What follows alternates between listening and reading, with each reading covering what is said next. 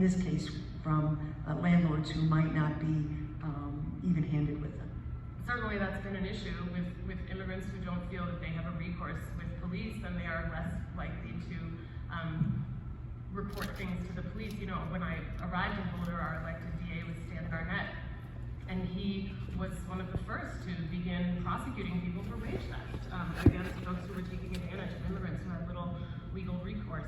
And he and now our elected District Attorney Mike Doherty is very much in favor of not having a relationship with immigration authorities that make it seem to our immigrant population that they are not safe by contacting local authorities.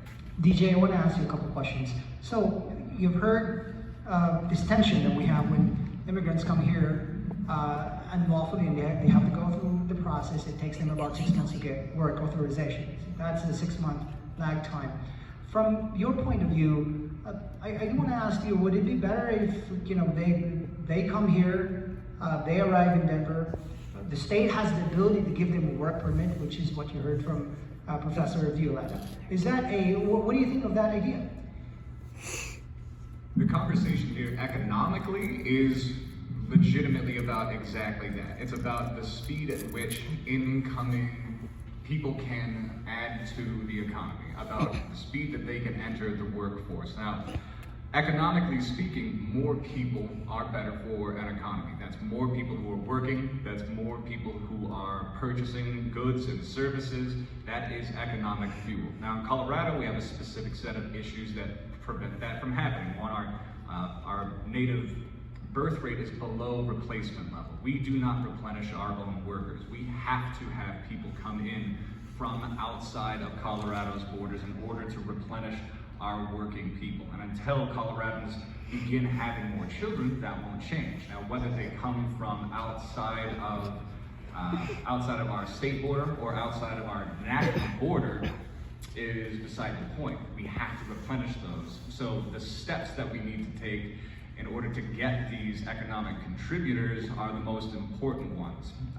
We also have a very strange unemployment balance. We have 2 unfilled jobs in Colorado for every 1 unemployed person. So we do have available jobs. Now, all that being said, they are economic consequences. In the meantime, until they can work, we are spending that money at the city level. We have spent $70 million to date, projected $90 million, and that's just at the city level.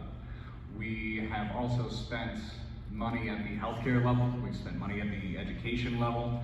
The last analysis that I did just about what public numbers were reported from area hospitals and what students had been matriculated into Denver area school districts was roughly about $170 million worth of provision of services. We're working on fleshing those numbers out more as more becomes available.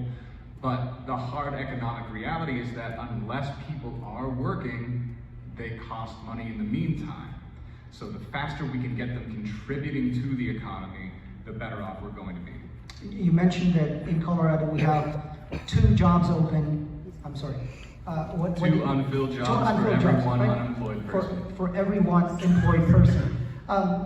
Now, obviously, Colorado is known to be this gorgeous place with a really thriving high-tech sector. Is there a nuance between what those kinds of jobs are and the immigrants and their skills, and whether they would be able to fill those jobs? That's a great question. We don't have a lot of data on what skill set the newcomers have, and that would be a great question for Mr. Paul at some point, whether or not the city has been collecting any data. But largely, we're talking about economic projections of what the workforce is going to need in the future, in terms of education, in terms of healthcare provision. A lot of those jobs are in healthcare and in education, whether that's a nurse level or a home care provider level. Those are a lot of the jobs that are coming on, as well as, like you said, aeronautics industry, things like that. Those are smaller numbers, but greater economic output. So we're not exactly talking about those when we talk about the unfilled positions. Got it. I do want to ask just a couple questions from the audience that I've gotten. I think this question is for Adam. Considering the cuts to DMV, the rec center, city services, Why were immigrants prioritized over taxpayers in Denver? And if I could just real quick go back to one thing, which I think is really cool. We put between 14 and 1,600 people through work authorization clinics this year, which then will allow them to get out there and get to work. And we are trying to figure out what skill set do you have, what did you do prior to coming here? And it runs the gamut from professionals to laborers to hairstylists, nurses, teachers. It's the whole gamut. But back to that, I don't think it was a prioritization. I think it was an understanding of how do we find some balance. And super frustrating because nobody wants to go to the DMV anyways. So I totally get that. It's probably the last place anybody wants to go. But really trying to figure out where can we find some opportunities to find some savings. And I wouldn't say it was a prioritization at all. It was more of a balancing of how can we continue to recognize the needs of those that are here and those that are coming. And our mayor was elected by this community to make those types of decisions. We've had a very supportive city council that have worked hard to try to communicate that. And it has not been perfect, and maybe it could have been other choices, but these are where they landed. And I'll just say that they are restored and our rec center hours are restored. Just one more really quick question. Will the immigrants be eligible to vote in 2024, 2025, so on and so forth? Professor, I think you know the answer to that. No, only citizens are able to vote in the United States of America. Perfect. And I think I do want to ask you just a really quick question. Mayor Coughlin, what is the way forward here, sir? Really quickly. What is the way forward, you think? Well, I think clearly comprehensive immigration reform that would, I think, normalize immigration in the United States, and that right now, I mean, the fact is that if you can, I mean, that if you look at what political asylum was historically all about, it's about persecution. It's not about economic refugees, and so I think normalizing that part of immigration, as well as creating opportunities for more high-tech individuals to come in. Like, I think I remember when I was in Congress, you had President Obama, in one of the State of the Union speeches, said that for people, for foreign students graduating with advanced degrees, ought to be able to should be given a green card when they graduate to contribute to our economy. And so I think the policies to have more of a balance approach to immigration would be important, but it's hard to do it. I mean, when you have numbers that are so overwhelming, that are concentrated in few areas of the country. Thank you. Commissioner? The same question for you, sir.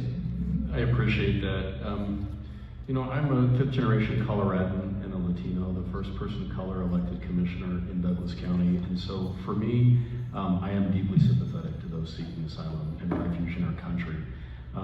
But I have a Venezuelan migrant in my district named Jaiber, who is someone who came here several years ago with his mom, and he had two uncles that were abducted and ultimately killed. His mom was almost abducted twice. But he is now legally authorized to work in Douglas County, and he's working as an Uber driver. When he first got here, people said, "Hey, where are you from?" Because he had a different accent. He'd say Venezuela, and he'd be like, "Great, welcome." Now he's getting a lot of scorn, harassment on some levels, and so it's really challenging for those that are legally here, that have went through a lot of headache to go through that process. I just want to say that I support legal immigration. I think the solution is this, and again, I applaud everyone here for having the community conversation, even on areas where we disagree. And I'm proud to say that we're collaborating and working with City and County of Denver on work authorization. We believe in that. But the first step is you have to pull back on sanctuary city and county. You got to say you're not unless you have the resources to handle it. Thank you. DJ? Whatever the way forward is, it simply has to recognize the economic reality. Like I was saying earlier, we're at an economic crossroads where, on the one hand, there is economic contribution on the other side of that, pending work authorization. Before that, it costs money, and it's coming at a very poor time for Denver and for the Denver metro region and for Colorado. kind of hard economic consequence to a perception of public safety, which has been a large American problem generally in the early 2020s, and in Denver in particular, where had some of the higher crime spikes, had some of the higher homelessness concentrations, and that all plays into a larger perception across the country about what kind of place Denver and the Denver metro area is to work. Again, we have to import a lot of our workforce from somewhere else. This used to be a very, very desirable location to live in Colorado. Last year was the first year that we didn't have people moving. We experienced net migration that went downward, not upward, like it had in years before. Anecdotally and from some business organizations, we know that a big portion of that is the perception of public safety here in Colorado. There are businesses that have shut up their doors in Denver. There are businesses that have refused to move from California, and they've listed a few of those things generally as the reasons why they've either shut their businesses or refused to move them here. Is just that general perception of public safety. This does not take place in a vacuum. In the meantime, it isn't just what the city spends or what hospitals spend, but the broader economic consequences of the situation for economic development in the future. So whatever happens in the future needs to happen quickly and sharply. I do want to give Adam the last word. So Professor, go ahead, ma'am. Same question for you. So with respect to fiscal impact of immigrants, so the existence of undocumented migrants in the United States is not new. I know this is like dominating the headline. But undocumented people have lived in the United States for a long time, and people have been considering and studying the fiscal impact of migration for a very long time. And the National Academy of Sciences has done major studies, the most recent one in 2017, which then the Cato Institute, which is a libertarian think tank, has worked with and sort of expanded, and they have found across the board that the net impact, fiscal impact of undocumented immigrants in the United States is positive overall. And they're thinking about fiscal impact as the difference between the taxes that people pay versus and the benefits that people receive over a certain period of time. And what we know is that undocumented immigrants have been paying taxes in the United States for a very long time, despite the fact that they don't have work authorization or that they don't have a social security number. Our IRS system has set up a very easy way for them to receive an individual taxpayer ID number so that they can pay taxes, which they do. The Cato Institute agrees that we need new workers in the United States. We need new workers, not just in Colorado, but in lots of other places in this country. And the only way we will do that is if we bring in new people. And so, in terms of fiscal impact, it's been clear over the years that the impact is a net positive overall. We certainly need to be normalizing and figuring out a way to normalize and reform immigration, as Mayor Kaufman has said. Our federal government has failed repeatedly to normalize the status even of those people who are the most sort of sympathetic, who are our DACA recipients or our dreamers. The DREAM Act has failed. It has been a bipartisan piece of legislation 19 times, and it has failed 19 times, which is why President Obama had to create the DACA program, which has never been perfect, since it never provided an immigration status, but it did provide a work authorization and a social security number, and it changed people's lives. But we also know that it's fragile, right? And DACA is now going to the Supreme Court, and it may lose. And at that point, we're gonna have thousands of college graduates, of law school graduates, of doctors, accountants, who will suddenly lose their work authorization. And that's certainly gonna have an economic impact in our country, and it's certainly something that we should be able to figure out. But our federal government has repeatedly failed to do so. So this is a conversation that I certainly want to continue to have. Absolutely, new migrants should be getting an access to work authorization, but what about the millions and millions of people who've been here so long without it? Adam, go ahead, sir. Thank you. And I think at the end of the day, what it comes down to is these are human beings, right? These are grandmas, grandpas, moms, dads. Had an opportunity to visit a shelter last week with special needs children that walked over 2,000 miles to get here, right? And I think sometimes we lose track of that when we get stuck in the labeling of what is going on. And I think people should be very proud of Denver and the way that we've tried to move forward and be welcoming honoring to not only the residents who are here, but those that are coming. And I'll tell you that the rest of the nation is looking to Denver now to say, how are you doing this? How are you engaging in things that the federal government should be doing and has failed to do? And we're willing to take a swing at it. And so we're going to continue to do that. I thank the panel and all the folks that are here, but Mayor Johnston and the City Council are going to continue to move forward and find these opportunities and move people to success. It's that human piece that brings that vibrancy of a community that's willing to gamble on those who we know will bring vibrancy and benefit to our community. And to close with the question, is the opportunity for expedited work permits. Expedited hearings, right? Coming here and waiting 6, 7 years. We got to get this turned around right away, right?